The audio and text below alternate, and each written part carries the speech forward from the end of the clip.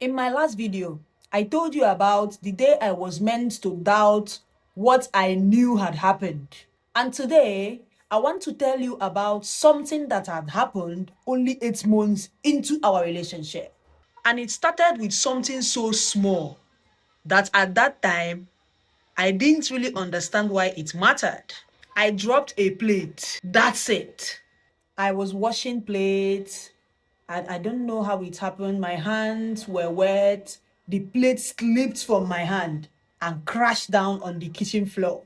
But the way he reacted to that plate breaking changed something for me.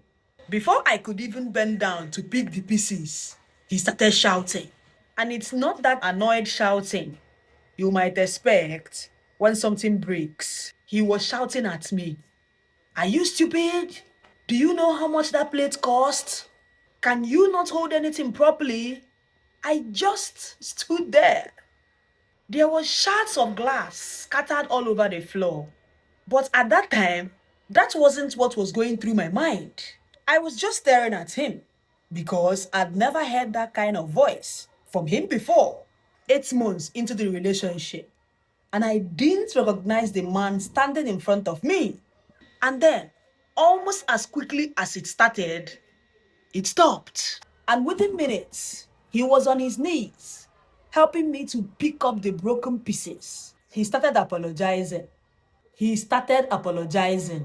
said he didn't know what came over him, that work had been stressful, and he was sorry that he took it out on me. He looked like he was very sorry. And somehow in that moment, I ended up comforting him. I was the one that was shouted at, but I ended up patting his back, saying, "Oh, it's okay, it's okay. I'm sorry that you had a stressful day at work. I'm sorry that you had to shout." What? And meanwhile, my hand was still bleeding from a piece of glass I didn't know pricked it. And I remember what I told myself afterwards. I told myself that everyone has a bad day, everyone loses their temper once in a while. And because he apologized, I thought that was the important part. And I did not stop to think about what had actually happened. I did not think about the way my ears were still ringing from the shout. At that point, I just wanted to believe that it was over, and for a while, I did. And then 3 days later, he was talking about a work deadline. It had absolutely nothing to do with me. But while he was talking, his voice started getting louder. And then I saw something that I hadn't noticed before. He caught himself. He stopped. And his voice came back down. And I remember thinking to myself, wait, if this person could notice that his voice was rising at this moment and brought it down, it means he actually knows when he crosses that boundary. And that made me look back at what happened several days before very differently. Maybe it wasn't that he could not control himself. It was that he felt I didn't deserve that respect.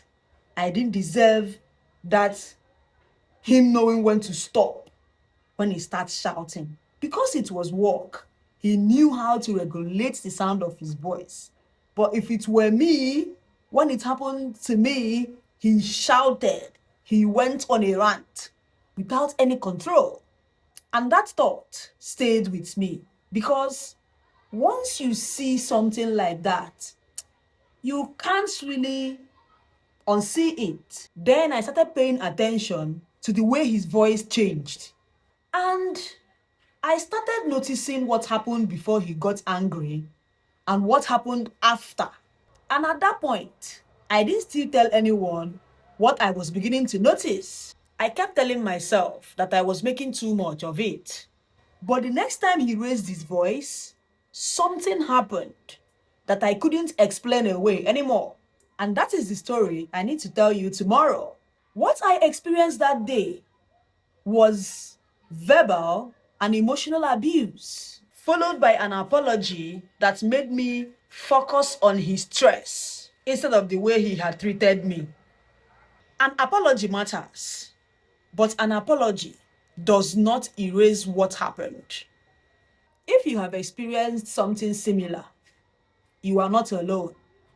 You can share your experience in the comments if you feel comfortable, because it will help others to actually know and feel that they are not alone. And you can also share this video to someone who you feel should watch it and maybe relate it to what they are going through or what they are feeling. Sometimes we need to hear another person describe something before we realize that whatever happened to us has a name.